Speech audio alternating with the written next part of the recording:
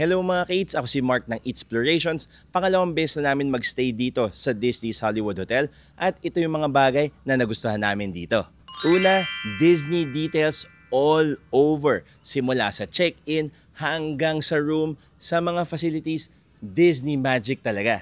Sobrang spacious ng room at talagang perfect for families. Next, ang ganda ng kanilang piano pool area na meron pang slide at merong shallow part for small kids.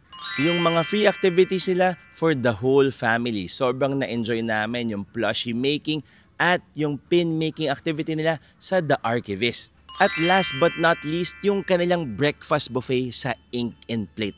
Perfect ito pang fuel ng start ninyo bago kayo pumunta sa Hong Kong Disneyland Resort or mag-ikot-ikot around the city. Sobrang sarap ng kanilang Cantonese food, Japanese food, at iba pa.